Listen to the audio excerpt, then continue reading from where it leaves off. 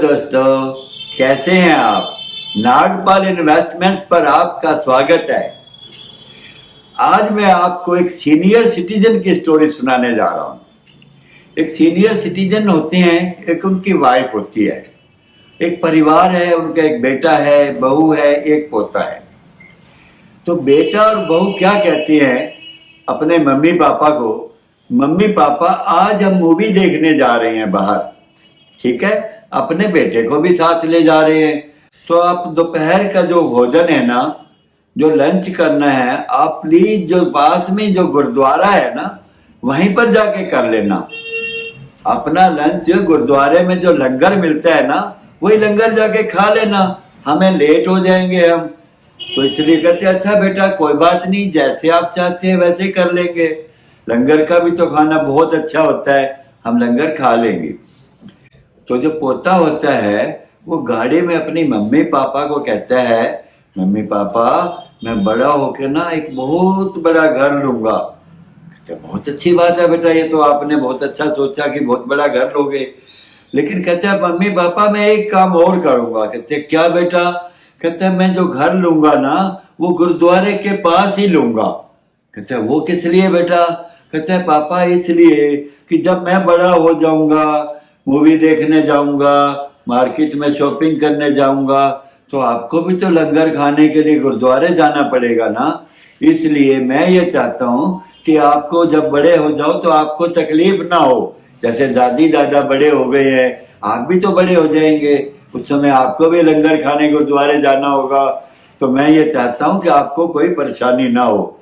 तो ये सुन के ना उसके मम्मी पापा की आंखों में एकदम आंसू आ गए और सोचने लगे ये हम अपने माँ बाप के साथ क्या कर रहे हैं, ये बेटे पर क्या प्रभाव पड़ रहा है, क्या आने वाले समय में हमारा भी यही हाल होगा।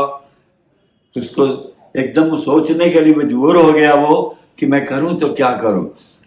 खैर कोई बात नहीं जी। तो मेरे कहने का मतलब यही है कि जितने भी सीनियर सिटीजन हैं वो जवानी से ही कुछ अपना ऐसा इंतजाम करें कि बुढ़ापे में हमें अपने बच्चों पर डिपेंड ना रहना पड़े।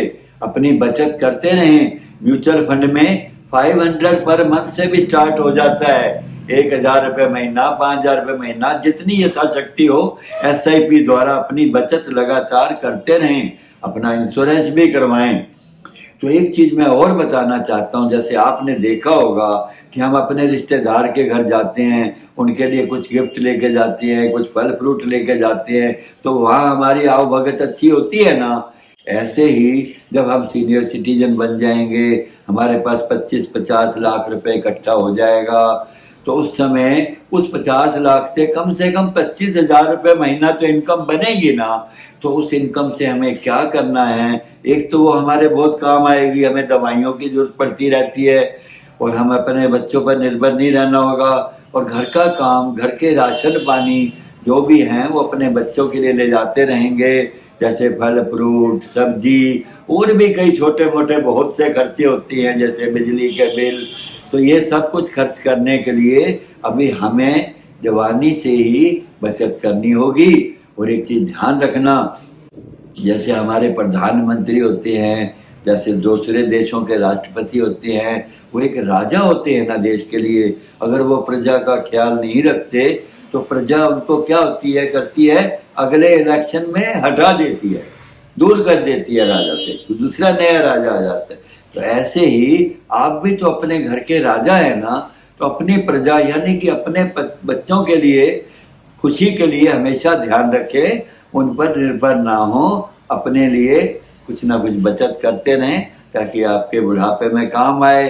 मैं बस सिर्फ यही चाहता हूँ कि इस वीडियो द्वारा जन जन तक ये संदेश पहुँचाएं कि आप अपनी बचत करते रहें, बुढ़ापे के लिए बचाएं, ताकि आपको भी पूरे जीवन भर खुशी मिलती रहे, अपने बच्चों के साथ ही रहें। थैंक यू, धन्यवाद।